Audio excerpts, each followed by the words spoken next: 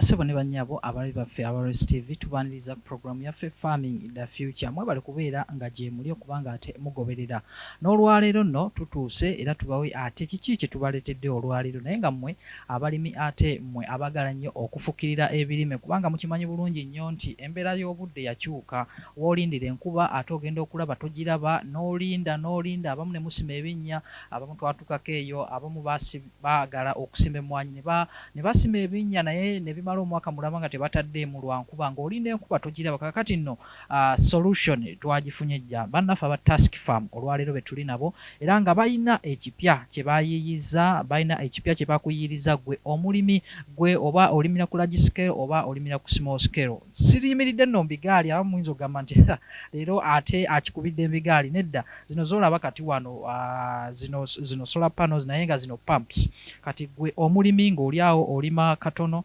oba olima kinene owa katono bakukoledde wano ey'amaanyi ennyo egenda okuba nga ate efukirira ebirime byo ate nennene nayo bw'oba oyinanga wanene yeeka 3 okudda waggulu gwe ogenda kuba nga ate okozesa eno bagenda kuba nga ate batubuulira zikola zitya zino solar pumps batubuulire biki by'olina okukola okuba nga ate osobola okuzifunamu batubuulire era zigula ssente mmeka kubanga manyi gwe omulimu weetaaga okuba nga ate ofukirira ebirime byo okuba nga ate osobola okuba nga naawe embeera y'obudde osobola okuba nga ogirwanyisa kubanga jjukira nnyo ebyobulimi bino tugamba nti backbone of Africa kitegeeza nti tulina obyenyigiramu naye nga tulina okulaba nti buli mbeera yonna ejjawo naffe ate tusobola okulaba nga ate tugirwanyisa tusobola okulaba nga ate tufuna ekyo kye twetaaga okufuna katwegatte ku bakulu batubuulire batusomese biki bye tulina okuba nga ate tukola tulina kuba nga tugikozesa tutya kubanga kye kibuuzo ekikulu nti yes yo weeri naye ogikozesa etya okulaba nga ate osobola okufuna ekyo kye weetaaga okufuna.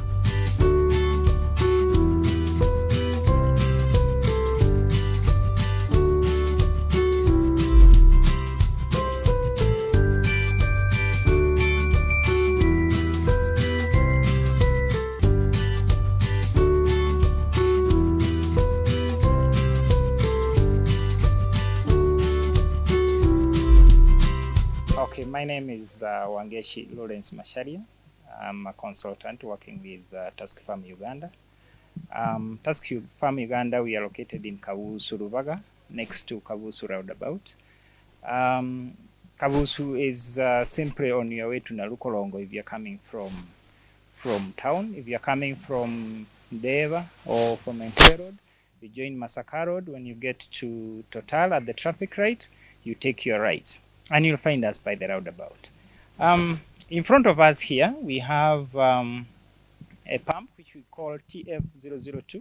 TF002 is a solar-driven water pump. This pump is portable, which means you can simply take it to where the water source is. This particular pump, like you can see it, it comes with wheels, or should we call them tires, so that you can be able to move it. It's mobile. You can be able to move it to the water source wherever it is or where your garden is. Many a times when we find ourselves, we don't have fuel to irrigate our gardens. We don't have maybe a fixed water source, but we have different water pockets in our gardens. But fetching water with the hands becomes very tedious, becomes very hard. And again, the cost of fuel now is too expensive for you to be able to run a profitable business using fuel-driven pumps.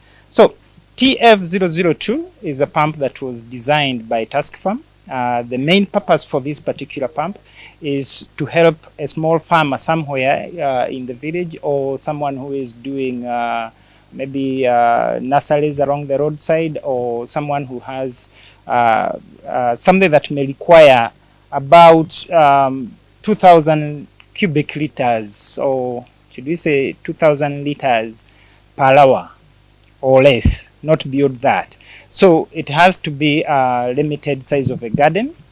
That is, we could give it about a maximum of 3 acres to farm. Say, for example, if you're farming tomatoes, this particular pump will be able to handle that. Now, this particular pump is a motor-driven pump, which is a DC motor. This particular motor gets power direct from the solar panels, so no batteries. no battery issues. I don't know, my battery has died. I don't know, my battery has issues. No battery issues here. You simply take your pump to the water source, get your suction pipe, this is the suction, into the water source, and connect to your delivery, and you switch on the machine, and that's it. It starts pumping the water.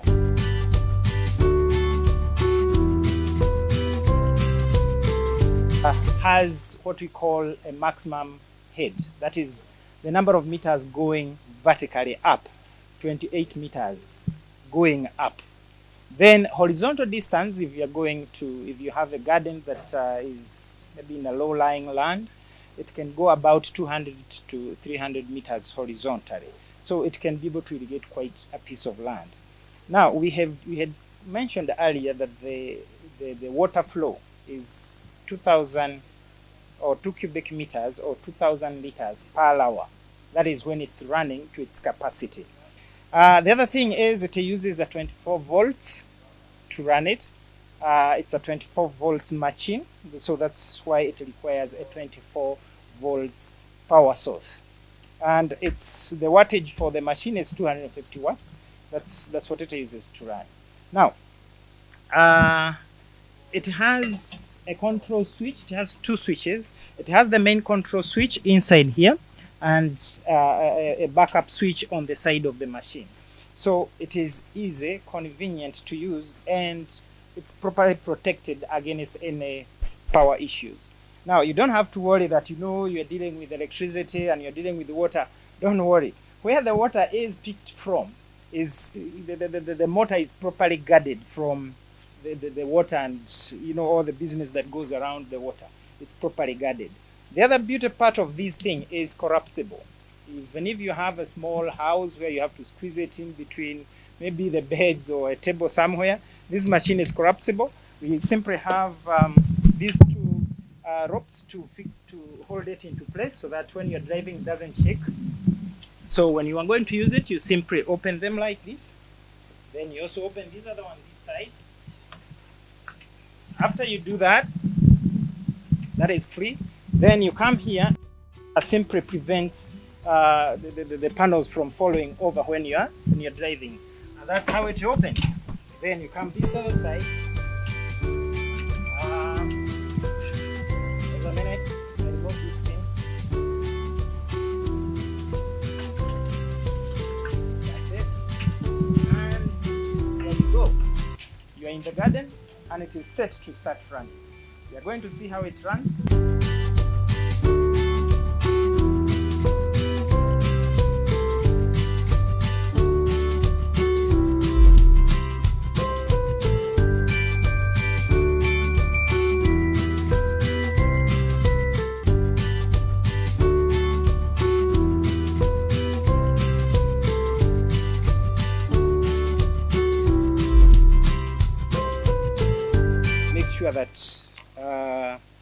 That our pump is ready to run and to run safely.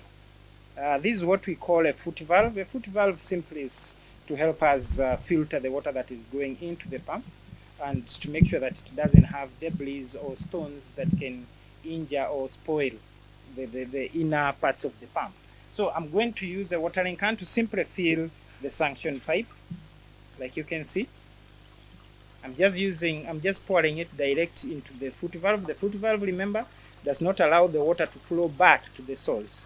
So once it fills up, that's it. The pump is set. Okay, now we can see we have filled the pipe, the pipe fully. No air in the pipe. So when we do like that, now the pipe is set and we can run the engine. There are two switches. This is switch number 1, and then I have the backup switch here to just make sure we don't have the pump running dry at any particular point. So we are on, and so it's already sending water into the tank. It's already sending the water into the tank from wherever the source is. This can be 45 meters up above it, above where the pump is, or at the vertical distance above the pump. And that's how the pump works. No costs in pumping the water. The only cost that you incur is once. You buy the equipment, you are done with irrigation. Let's assume we have pumped enough and we have irrigated our garden. And you can see it's already pumping when there isn't even any sunshine. It's doing its work. Now, let's assume we've finished our pumping work. We have done our work. So you switch off your pump. It's very important. You switch off on the two switches. That is switch number 1 off and switch number 2 off. Such that even if the pump, you go and keep it somewhere and somehow someone accidentally touches one of the switches, it doesn't mean that the pump will start running outright. So it has those two switches to make sure that it is safe from harm. Now, let's assume you finished your pumping work. Of course, it doesn't make sense to keep carrying the water around. So you simply drain the suction pipe, you drain it. Now I'm pouring the water that was in the suction pipe, you can see. Okay. To make sure that when you're driving, you don't have to carry unnecessary weight. Then after that, this particular one, if you have flexible pipes like this one, flexible pipes, you simply roll it by the pump to make sure that once the one you've already set, you don't have to repeat to set it again tomorrow. So you just roll it around the pump. You roll it around the pump. Okay. And install it. Now, the main line, the main delivery line, remember it can be as long as from here up to 500 meters away. So you may not need to move with your delivery unless you have flexible deliveries which you are going to use for, irrigating maybe a small piece of land. If it is a small delivery, then that time you can roll it as well. But if it's a big delivery and maybe sometimes with these pipes which are not flexible, you may just disconnect it like you've seen. Once you've disconnected the machine, well, you're good to go back home and you just ride it. Let me show him how to. If you're good in pulling things, you simply get in and there you go. You walk as you go home. Well, if you have a few tools, you can put them here. Remember, nothing should be put on the panel because the panel is a sensitive part. But we have also something that we use for covering here, but we don't want to encourage people to put luggages on the panel because this is our power source. So we have to respect it. But here we have enough room for whatever else you want to tie. You can tie your hose here, you can put your pipes here, so there is enough room for it. So you simply drive your thing home and you go and keep it. And as you can see, it's very light, pretty light. Even a child can take it to the water source and pump water and go back home. And then we will all be happy and rich because one, we are not spending on or what we call crop production, or the production cost is much, much lower. Because number one, the water we are using, one, as a farmer, it's important to make sure that your water is clean. Don't give your plants dirty water. Dirty water comes with a lot of diseases. So make sure at least you filter your water a little bit to make sure, well, the color may not necessarily be clear, but it's not muddy water. It is not water with debris. It's clean water. Then the other thing is we are not now going to incur fuel costs when you're pumping your water. And that's it. So this is how you deal with this particular pump. Now we have finished pumping. You've packed it. Now we go and pack the other one. Remember we had, there are two types of pipes. Now there are those who use PVC, there are those who use for the flexible PVC, and there are those who use what we call PE. PE is the black one with the line in the middle. Now these ones are a bit more stubborn because they are rigid, they don't want to move. But, well, the pump doesn't care. If you can be able to find a way of fixing it, it will use it either way. Now the other thing is once you remove your delivery, then you remove your suction and you make sure you drain the water away. Okay? This particular way I can even do it like this. The whole point is just make sure that there is no water in the suction. Okay? Once you are done, you simply roll it by the pump. Okay, and make sure it is safe. Then after you've done that, you simply put your pumps up, your panels up, and you lock it like that. You come this other side, you do the same, and you lock it so that it doesn't fall over. You lock it. Yeah, there. Just a minute. Okay, it's in. You lock it. Then it is important you fasten these belts. These belts are simply for making sure that the pumps, the panels as you're moving, they are not flapping around. So you come here and you fasten that belt, and then you come this other side. You fasten your belt like that, and you're ready to go home. How easy? You just hold your pump like that, and you go home, while singing and whistling a little bit, because you've already done the job. You go and park it. This one particular one doesn't mind, even if the area where you're going to park is squeezed or something like that, it will still fit. Oh my, just like this. Okay, they are properly parked, and that's it. Until the next time, the pump is safe, free, and you've finished pumping. No costs. Free water. One-time investment. Happy farming. This particular one, the TF002, is 3,500,000. TF003 is 4,500,000. The only part that you'd say maybe can get spoiled is the motor that runs the pump.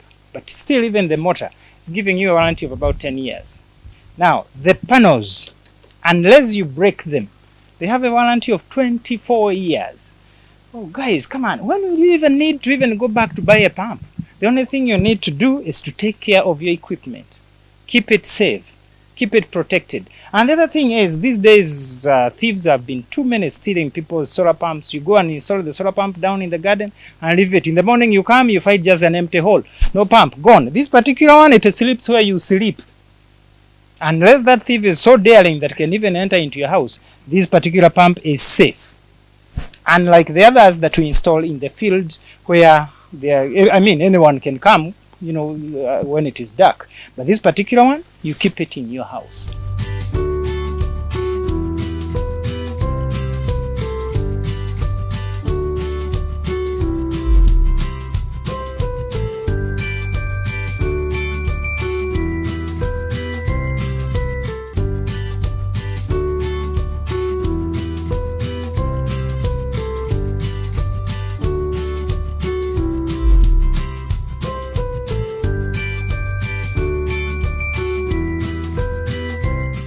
Nze Nabirye Joyce nkola ne Task Farm Uganda. Tusangibwa Rubaga Kabuusu nga tukola ebintu ebyenjawulo. Tukola greenhouses, tukola solar dryers, tukola ne irrigation systems. Mwebyo tutunda ne materials ezikola ebintu ebyo ebyenjawulo. Kati ngenda kunnyonnyolako ku materials ezo ze tulina. Point to note, tulina genuine materials that are not affected by the weather, they are not affected by the sun, and they are not affected by rain. Zibeerawo okujjako nga omuntu akasaze busazi naye tekalina gye kalaga kasobola okubeerawo for 4 years and above. Kakati kantandikire ku nets ze tukozesa kuba bwe tuba tukola greenhouse tulina akatimba ke tukozesa ke tuyita insect nets. Ke katimba kano aka white. It's an insect net. Tekakkiriza buwuka kuyingiramu mu kiyumba ekyo kye tulimiramu. Tekakkiriza buwuka kuyingiramu, y'ensonga lwaki tukakozesa. And it's all weather net. Tekayulika si bwe buno bwe bateeka ku bizimbe. Omuntu ayinza okusanga nti nsobola okugenda aka green tekasobola kukola. Ebiseera ebisinga tulaba obutimba bwa green bwe bateeka ku bizimbe nga babizimba. Obwo si keekano oba material si y'emu. Kaliko ka weathering era bw'oba obulabye bw'oba okyobuzavinze myezi ng'esatu kaba kakutuse. Kano akatimba kasobola okubeerawo okumala emyaka 4 nga tekalina gye kalaga. That is the insect net. Then tulina akaveera. This is a sample of the UV cover. Kano tukakozesa ku greenhouse oba ebiyumba bye tulimiramu. Ka controllinga ebintu bingi. It prevents the plant from the outside weather. Ekirime ne kiba nga kikulira under a controlled weather. Kano akaveera nako tukawa guarantee ya myaka 4. nga tekalina gye kalaga okujjako ng'omuntu akadestroyinze intentionally. Then wansi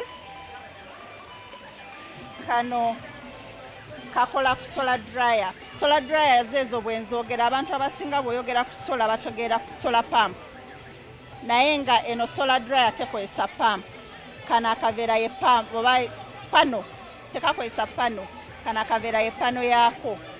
So ketubikkako then kekasobola kekalina amaanyi okusikaga amaanyi g'enjuba ekintu ky'oba otaddemu ne kiba nga kikala. Tulina shade net ng'erinnya lyayo it's a shade net. Buli mu percentages ez'enjawulo erinnya bwe liri nti shade net allowing it reduces the amount of direct sunlight ekirime kye kiba kifuna. So shading off some sunlight kikaza mangu, so it's called a shade net. Then tulina drip lines. Drip line gye tukozesa okuteeka amazzi okuwa ebirime amazzi munda mu greenhouse. Their pipes ziriko obutuli, so you just lay them in the garden then ne ziba nga zisobola ebirime bisobola okufuna amazzi kasitoba ng'olina source of water. Then kanjogereko ku solar dryer. Solar dryer obwedda gye njogerako kano ke kasembayo obutini mu solar dryers ze tukola ke tuyita portable. Naye nga waliwo bye tuzimba nga biyumba tujja ku site yo oba ewakaawo ne tukikuzimbirayo. Solar dryer eno ekaza buli kintu kyonna ky'oyagala okukaza. Bwe mba meshoninzeeko ekaza ennyaanya, ekaza entangawuzi, ekaza ennaanansi, ekaza greens zonna. Oyinza ogamba nina herbs zange na spices zenjagala okukaza, ekaza cereals, ekaza ne kalimbwe w'enkoko like manure oba kalimbwe wa nkoko oba wante, byonna ebikaza. Kati kano kennina ssaawa zino advantage yake kaliko terina solar panel, naye nga bwe nabanyonyodde akaveera kano ke kalina amaanyi okusikaga amaanyi g'enjuba ekintu ky'oba nga otaddemu munda.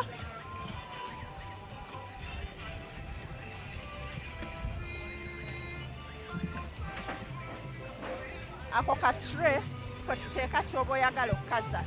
Ssaawa zino tutaddemu obutula. Obwo obutula bujja kutwala ennaku 2 okukala. So obuteeka kwako ka tray bw'omala obuteekako n'okazaayo munda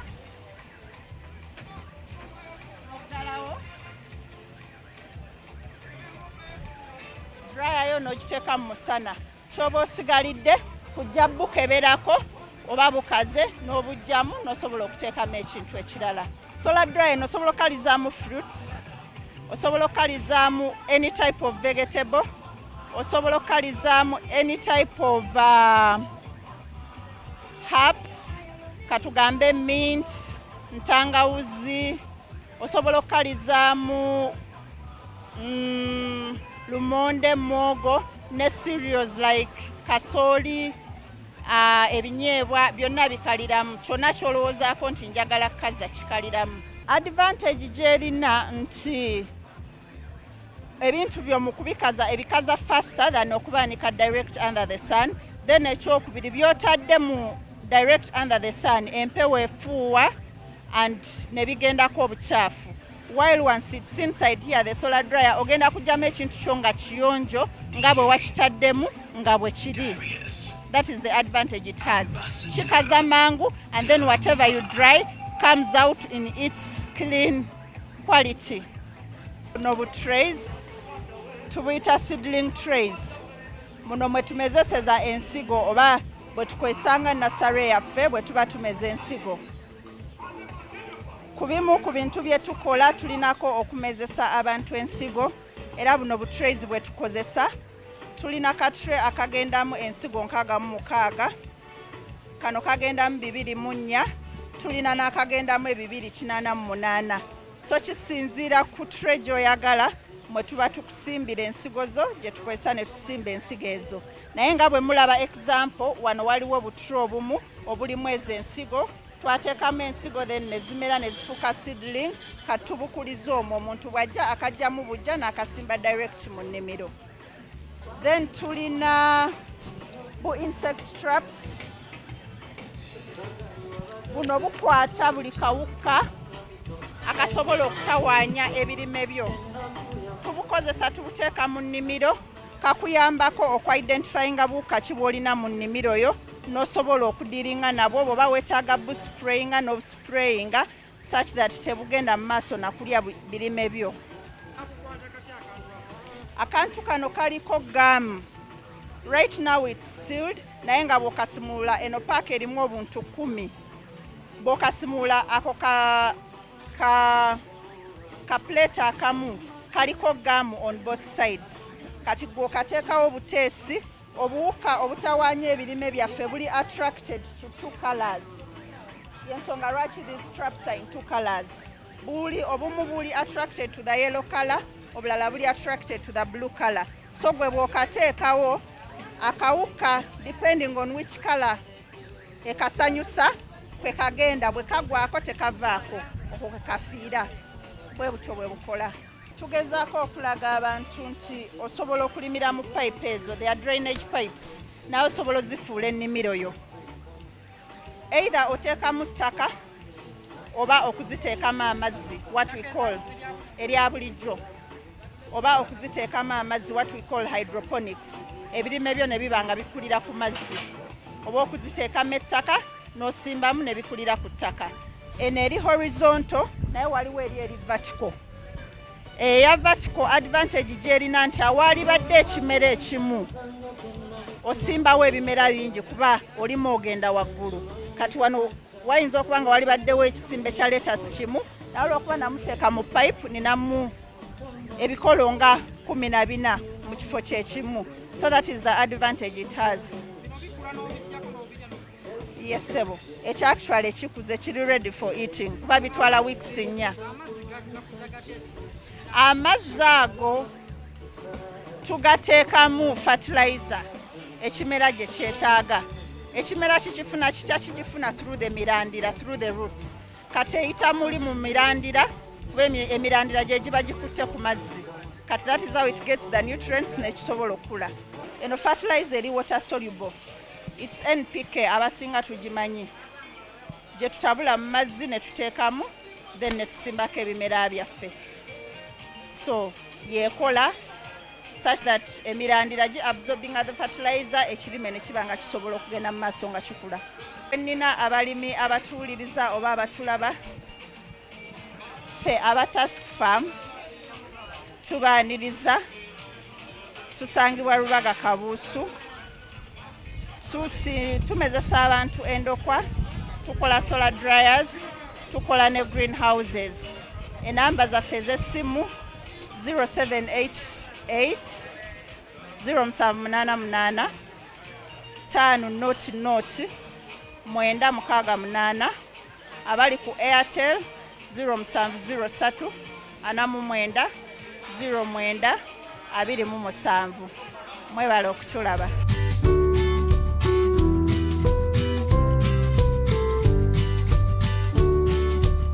Wow, mwebale kubanga ate mubadde mugoberera omukulu Lawrence mumuwulidde bulungi nnyo biki byababuulidde ku solar pumps zino. Nsuubira nti gwe omulimi ali eyo nga gwe okimanyi nti ebyobulimi bino obitwalira ddala nga mulimu weetaaga solar pumps zino, era byakusomeseza kubanga si nzibu kubanga ate osoboza affordinga, si nzibu kulabirira. Okigula omulundi gumu togenda kuddamu kukigula okujjako ng'ate olina baana bakyejo obanga gwe akikutte n'okikuba wansi ne kyatika. Batugambye walanti ya myaka 24 mu butuufu tozala n'omwana n'atuuka n'okuzaala nga naye sola gundi yo ekyaliwo ekyakola omulimu. Ogyetaaga osobola okuba nga ate obatuukirira, osobola okuba nga ogendayo, osobola okulaba nga ate ogifuna, osobola okuba nga ate naawe obaako kyokola ku nnimiro yo, obaako kyokola mu ebyo by'olima bisobola okuba nga ate bireeta ssente.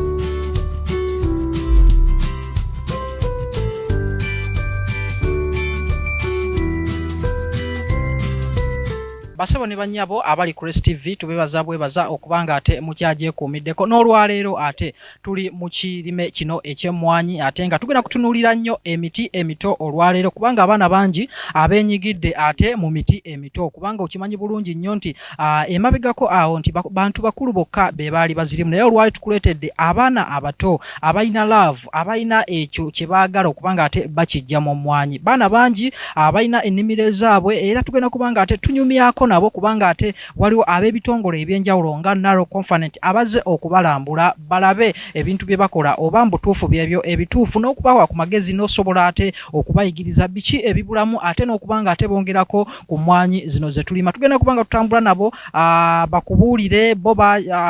bakubuulire bo ekintu kino ekyokulima emmwanyi bakijjawa era wa gye kibatuusizza era bakifunyeemu batya.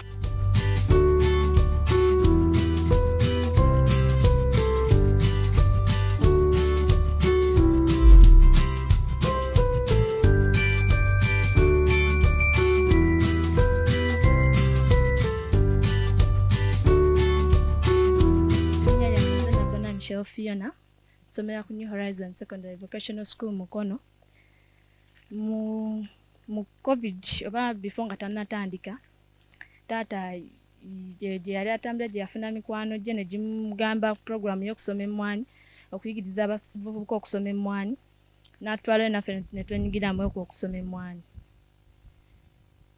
ekyatusikiriza ogenda ogisoma n'okweyongera okugisoma paka bwe twagimala twamanya ebirungi ebiri mu mmwanyi nti emmwanyi oba ng'ogyesimbidde ng'eri waka ewoowobeera ekisooka osobola okuginoga n'ogikaza n'ogikolamu ssente ng'ogitunze n'ogikaza n'oggyako akakuta n'oscreeninga n'osiika n'onywa kyayiwo ewaka ate oyo kofi bwe tukola ne tunywa takubisa ntunuusa oba talina buzibu bwonna kubanga tukola seeds ennyini abamu kofi bakozesa bikuta. So emmwanyi kyetugifunyeemu nti tetubeera idle mu holiday yetu bwe tukomayo waka tetubeera idle tubeera mu nnimiro ne tusaliramu obuwuka ne tuweta ne tujjamu ebiwakatirwa ebingi so that emmwanyi ebeera nga eri free yeeyagala ereme kuliisa butabi bungi ne batuyigiriza n'okunoga emmwanyi nga eri red gye banoga so that akawoowo kabeera kalungi netabeeramu kali kakaawa kunoga mmwanyi nto ne batuyigiriza nti okunoga emmwanyi eri eya red emyusa obulungi yekola kaawa okuba n'akawoowo akalungi n'okuwuuma kwayo test yako obubaka bwe nnina eri bato bannange oba ffe bwe twenkanya emyaka nti bwe muba nga mulinayo ennimiro ewaka ewammwe nga mwandiyagadde okwenyigira mu kukola ki mu kulima emmwanyi si kizibu osobola okigezesa n'okikola kubanga okusinga okubeera ewaka n'otuula okubeera idle kiyinza okukunafuya n'obeera ng'oli lazy naye kino eno kikumakinga obwongo okubeera nga buli ever at work n'otuuka n'okuddayo okusomero ng'okyali sharp kubanga oba omanyidde okubeera busy. Amannya gange nze Mugenyi Morgan Martin nga nsomera ku St. John's Wakiso Secondary School. Nze okuyingira mu bulimi bw'emmwanyi kuba ndi mulimi wa mmwanyi yali mu COVID bwe yatandika twali tubeera ku ssomero mu kibuga kati COVID bwe yatandika ne batuleeta eno mu kyalo kati bwe baatuleeta mu kyalo kojjukira yali COVID tetusoma tetukola ki kati twali tulina okufuna ekintu ekitufuula busy so that tetubeera ntoonoonekera mu bintu by'ensi. Daddy waffe yawulira omulimu musomo gw'emmwanyi ne tugenda kubajjukira lwali twali tulinayo old fashion y'okusimba emmwanyi eri emmanga kati nga n'agamba zino emmwanyi ndowooza sizifuna bulungi kaŋŋende bansomese ku ngeri ate gye nnyinza ozifunamu ennyo okusingako wano. Kati awo ne tugenda Namayombe w'Amaami Musule ne tufuna omusomo gw'emmwanyi ku butya engeri gye tutandikamu okufuna eno arrangement y'emmwanyi ey'okumukumu butya bwe tuyinza ogirabirira butya bwe tuyinza okugibeezaawo era biki bye tuyinza okukola ebeerewo nga nnungi. Era awo we twatandikira Maami Musule n'atuyigiriza nti olina okugula emmwanyi za cuttings kubanga cuttings abasinga bakozesa elite ate elite tavaamu bulungi takola nkonokono mpanvu zakola kimwanyi kwezibalira kati cutting yeereeta enkonokono empanvu bw'ogiriisa obulungi kugambayo kati teyina nnyo limits nnyingi kasoba ng'ogirisiza bulungi n'ogifukirira kyalaga nti emmwanyi bw'ogifunamu nnyo singa oba otaddemu ng'ogiwa obudde ng'ogikolera kati naffe era mu covid omwo mwe twatandikira okulima zino emmwanyi za 3x3 foots tutandika okuzirima era naawe tulinawo wammanga emmwanyi ze twasimba mu kaseera ka covid ako nga abaana balala gye babeereranga mu kuzannya n'okola buli kimu twali tulima mutumunanga aliyo yenna nga ewammwe mulina oba ettaka lye musobola lyosobola okusimbako emmwanyi kyamagezi nnyo n'otandikayo emmwanyi kubanga emmwanyi zino tekikkakatako nti bweweka balina ozikola ki okuzirabirira osobola okuzisimba oba olinayo guardian wo oba daddy wo bw'ozisimba mu holiday bw'oba ogenze ku ssomero naaba nga asigala azirabirira n'okomawo mu holiday n'ozirabirira kubanga maaso eyo bbanga eritali lyali zigenda bba zisobola n'okusasulira some of your school fees nga zisobola okuyambako mu bintu eby'enjawulo oyagala kukwata ssimu oyagala kugula ku ngoye eziriko emmwanyi eba esobola okukola ki eba esobola okuyimirirawo. Manya nze Namiwanda Joan Agatha nga ndi mulimi wa mmwanyi nsomera ku ssomero lya St. John's Wakiso. Omulimu gw'emmwanyi emirimu gye tusinza okwetabiramu nasalebe tetugigenzeemu nnyo kubanga ezinene enkulu ate zo zeetaaga much more care ate eri osobola obbeerayo sometime but sinti za full time eza nasalebed naye zino enkulu ziba zeetaaga full time kuba oba olina okuggyamu omuddo tezirina kubeera mu muddo at any time oba olina okuteekamu manyuwa most of the time oba olina okuwoteringa naye wanene obuzibu tubadde tulina bw'amazzi naye twebaza Mukama nti yaleese abayambi ne batuleetera ku mazzi. Emmwanyi zino zituyambyeko obutabeera idle mu holidays since tulinayo okusoma kwa holidays online bw'omala okusoma tobeerawo ng'oli idle kubeera ku TV nga tolina kyokola sometimes bireetera n'omuntu okukola by'atalina kukola kati ffe tubeera idle tujja ne tusalira emmwanyi ne tuggyako obutabi obuliiriddwa obuwuka ne tunoga waliyo enkulu eyo wansi ne tuzinoga eziba zengedde eza red kuba batuyigiriza nti emmwanyi za green nga zino abamu ze banoga zinene eza green naye ffe tuzirinda ne zengera ne zifuuka kala red pure red ze tunoga. Emyaka gyange bawa advice abamu balowooza nti neera okusoma kyenyo kuba kati wali online lessons nsaawa zino ze tubadde tugendamu naye si nti okusoma nti kugenda kwokka osobola okubeera ng'osoma nga bw'okola na bino kubanga most of the times si nti buli kimu ogenda beera okisaba muzaddewo sometimes ebintu ebimu oba olina obyetuusaako but nga si kusabiriza kusimbayo emmwanyi n'ebulibaddi ebeere ejja kuweereza ssente namba kubiriza kwetabira mu kuyamba bazadde baabwe okulima emmwanyi okubakunga okulima emmwanyi kubanga emmwanyi it is a lifetime kwega ebeerawo mpaka. Okusimba emmwanyi zino nasooka mami yantwala mu musomo ewa mwanyi Musule nange bwe namala okusoma nensaba mami nenyambako netugula wano nange nensimbawo emmwanyi nga maze obeera inspired mu meeting gye twagenda ewa mwanyi Musule. N'ofuna ekinyegenyege? Yes. Nange nensabawo nti kansimbe emmwanyi. Nazisimba mu November 2019. Kati nakakungulamu seasons 3. N'ofuna sente mmeka? Eyasooka nafunamu obukadde 3. Eyaddako nenfunamu 2.5. Eddako nenfunamu 2. Zonna nziteeka ku akawunti yange. Mami yanzigulira akawunti mu Post Bank junior account gyentereka ssente zange. Bizibu ki by'osanze? Akawuka. Kawuka ki? Coffee twig borer. Coffee twig borer. Katawaanya emmwanyi zange kuba n'obutabi bwonna obusinga mu bulaba bukazi. Due to that.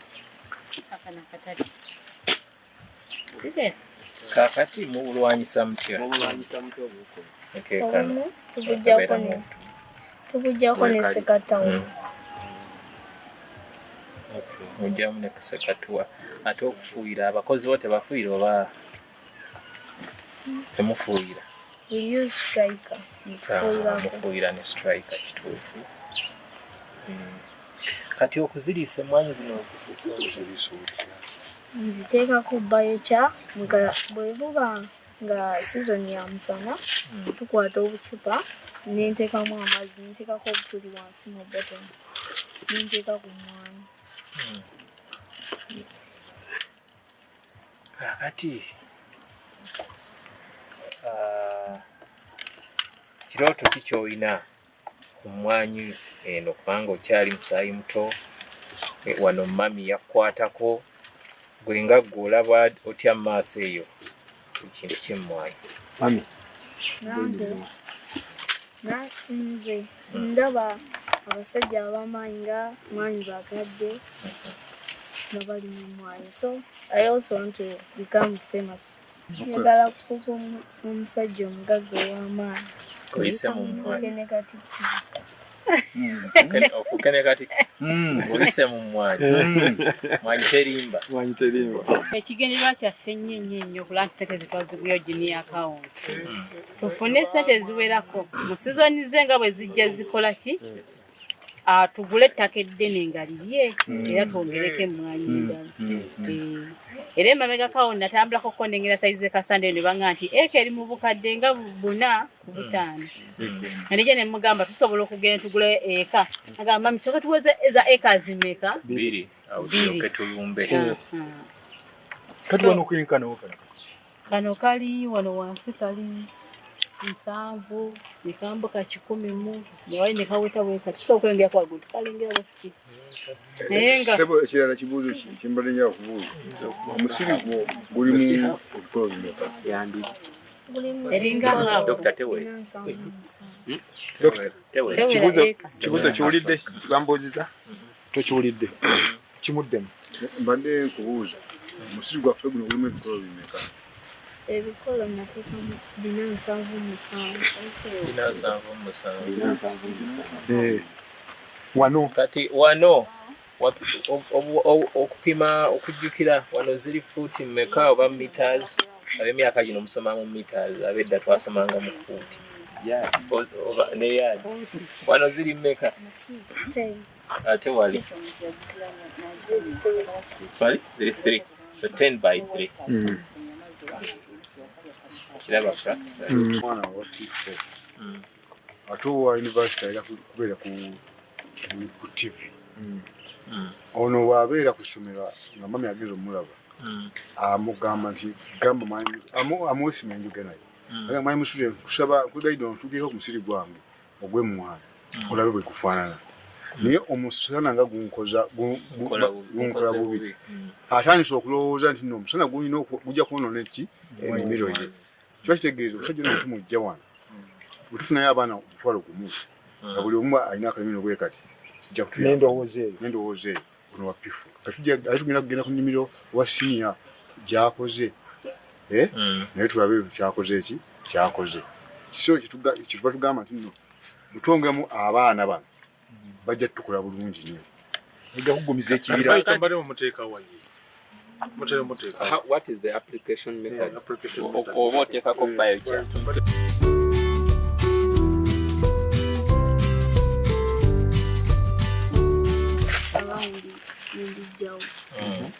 Ninjyawo biochar then nengiza.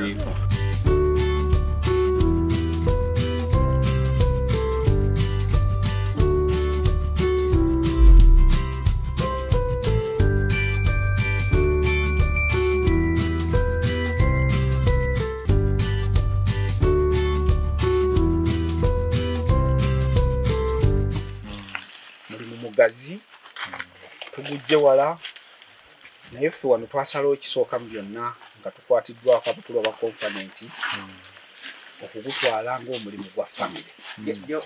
Nze ayogera nammwe amannya nze Katongole Deogratius era nga wano tuli mu nnimiro wakati.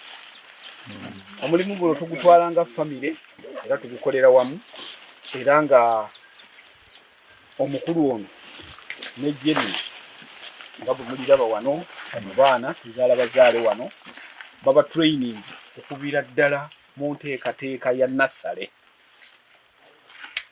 era ne twatandikawo ne nassale lwakuba ate ye eriko walako kapeeka era mukulu waabwe olw'okuba nti yabeerayo obudde obusinga era gyali kati ku nassale tasobodde kuba naye wano omukyala ali wano kumpi naye bwe tuddukanya omulimu guno amajangu wano omulimu guno twasooka eri paati ey'emmanga tetutunda kutuukayo twali tusimbye 10 ku 10 naye bwe tukwatibwako abakugu bano ne batulaga nti tufiibwa kinene nnyo nga tukola amabanga amanene kwe kulaba nti katutandisa enkola eno gye mulaba eya Brazil eya 3 ku 10 naye nga ku bye twakalabako sokfa mba twasooka ne tulowooza nti bwe tulima bwe tuti kiyinza obutatuyamba naye era mukulu bakadde era ng'akolagana ne bano ab'ennamayumba bongedde ne batukwatako okutuyamba tube nga twongera amaanyi mu mulimu guno okugusitula omutindo gwagwo okulabika nti omulimu gw'emmwanyi titugutwala nga ekyokukolako obukozi era y'ensonga etutuusiza ku bino ne batuyunga ne ku bitongole ebirala nga bukadeefu byonna byonna tulabe nga tukwatira ddala omulimu guno kuki bulungi mu maanyi era tusanyuse nnyo okulaba nti ate kati batuleetedde abakulu by'emmwanyi nga bano abava mu nnalo okulaba nti batuuka wano ku kyalo kyaffe enakaseeta tulabike nti ate bongera otubangula n'okutusitula ku mutindo engeri gye tukolamu emirimu gino egy'emmwanyi naye era twetaaga nnyo okwongera okubangulwa n'okwongera okutulaga amagezi amapya mukulu dokita nga bwe bakubuulidde emmwanyi tukyazeetaaga mu bungi ekibiina kyaffe kye tukoleramu eno ekya Goseka kirina bammemba bangiko naye emmwanyi zikyali ki ntono era eri Mother Garden gye ngambye eri ekapeeka weeri nayo yeetandika erina endokwa eziwerako kuba twakozesa endokwa ndoza ziri mu 1500 mu kannassale nga ziri mu layini zaazo 7 kaakano we twogerera tulina ennimiro awo distance sinene okuva wano nawo tutandiseewo twamaze okusima ebinnya tumaze n'okubiteekamu maniwa okulabika nti tukola ki twagala tugende ku nnalo tufuneyo era endokwa endala tukole Mother Garden wano endala tusobola okulabika nti tusitula ku mutindo gw'okulabika nti bammemba beeyongera okufuna ki emmwanyi ate era nga n'ekisinga twagala okutuzisaayo ku nnalo ensonga okubona nti layini 8 9 ne 10 nazo tuzifuneko nga bwe batusomesa tube nga nazo tuzincorporatinga muki mu nassale yaffe tube nga tugenda mu maaso bulungi so bano kubikwatagana nassale ne management ey'emmwanyi kati be basaale ffenna ffene tugoka tugoberera tugumbujewa speed kigambo kimu kimu ono kayogere kandi speed obukugu twabujja wa mukulu wani oba mukulu Musule bwe twalinga tusomera during that period of COVID-19 bwe twagendanga ne tusoma ne batuyigiriza ennimi empya ya Brazilian style ey'okuba nti mu yikemu basimbamu endokwa 1333 ne batugamba ekikolo kinobeerako obutabi 4 so that bufuna space bwe bukulira bulungi obutabeera congested n'okukula obulungi okufulumya emmwanyi eziri ku mutindo. Twebaza Chairman Musule otuyigiriza emmwanyi period ya COVID-19 kubanga yatuyigiriza ebintu bingi bye twali tetumanyi ku mmwanyi n'atuyigiriza engeri gye balabiriramu emmwanyi okutuuka okukula engeri gye baziwetamu okuzisalira okuziwotalinga okuziwa manyiwa zisobole okukula obulungi okuleeta ebiriisa ebituufu. era nayinza okwebaza mwami Musule olw'okutuyigiriza emmwanyi mu biseera bya covid yatuyigiriza ku nursery bed engeri gye bakolamu cuttings kuba ebiseera ebisinga twabimanyi live naye n'atuyigiriza ku cutting n'atubulira ebirungi ebiri kukozesa engeri ya cutting kulaga nti ye ekula mangu ewayo nyingi nti obutabi bwayo buwanvuwa ne bukola ekuteekako space nene ey'okubalirako emmwanyi. Era biseera bya covid ebyo nga tuvanze okuyiga emmwanyi twajja awo emanga tulina emmwanyi ze twasinga mu covid. Awo manga tulina kukya oluvannyuma ng'obuteeka mu kakutiya n'obusibako n'obutwala n'obwokyezaawo buleme kutambula mu nnimiro. Twebaza ate ensuso olw'okuteekamu emiti emito okwagala okulima emmwanyi kubanga ne baba basomye ne basoma ebirala. Basomye obusawo bw'abantu, basomye bwa looya, basomye bwa engineer. Kino kyo aba yakijja waka nti ajja kubeera n'omulimu gwe guli ogwaki ogwa ofiisi ate nga ne guno agulina. Ekyo nno abantu abasinga kikyatubulamu. Ate ng'ettaka bwe tulitunda abantu abamu babeera n'amataka eyo, abaana ne babeera mu kibuga, tayagala baddugale, tayagala babeereko kye bakola na kimu kirala okuggyako okusoma. Katonda kutwala nga bo bakyaliwo kata bajja ditunda ng'ojja nti balitunda ng'oba batunda amatooke nti ojja kutemayo. So ekyo nkikwebaliza.